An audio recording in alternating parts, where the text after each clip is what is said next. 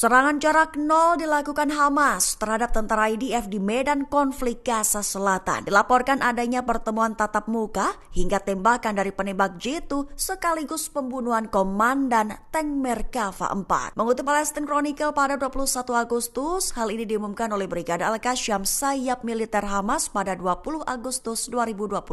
Adapun serangan itu disebut sebagai operasi multi tahap terhadap target vital militer pendudukan Israel yang dilakukan pada Rabu 20 Agustus pagi waktu setempat. Rinciannya, Al-Qassam menerobos lokasi dan menyerang beberapa tank penjaga Merkava 4 menggunakan bom Shawash dan peluru Yashin 105.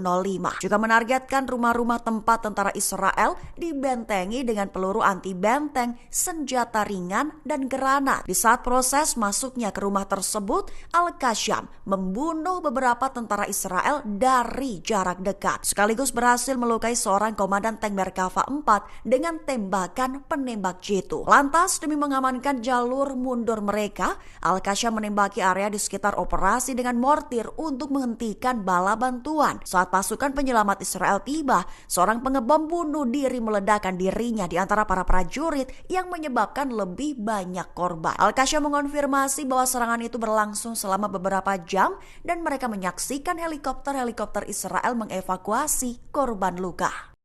Gerakan Ansar Allah Yaman mengecam keras pertemuan yang digelar di Paris antara Menteri Luar Negeri Suriah Ashad al-Shaibani dan delegasi Israel. Melalui pernyataan resminya, kelompok tersebut menilai langkah Suriah sebagai pengkhianatan terhadap perjuangan rakyat Suriah. Mereka menyebut faksi bersenjata di Suriah hanya menjadi alat kekuatan asing yang melayani proyek Zionis. Mengutip dari Al-Mayadin pada 20 Agustus bahwa Ansar Allah menilai pembicaraan itu dilakukan saat Perdana Menteri Israel Benjamin Netanyahu tengah mengumumkan langkah eskalasi baru di Gaza. Mereka juga menuding Israel terus menyerbu Masjid Al-Aqsa dan mendorong proyek Israel Raya. Kelompok itu menuduh kepemimpinan Suriah membuka pintu normalisasi dengan Israel meskipun agresi militer terhadap Suriah masih berlanjut. Ansar Allah menegaskan penolakan terhadap segala bentuk normalisasi dengan Israel serta mendesak negara-negara Arab menghentikan langkah yang mereka sebut sebagai jalan pengkhianatan agama dan moral. Pasukan pendudukan Israel memulai fase kedua operasi militer Gideon's Chariots di jalur Gaza pada Rabu 20 Agustus 2025.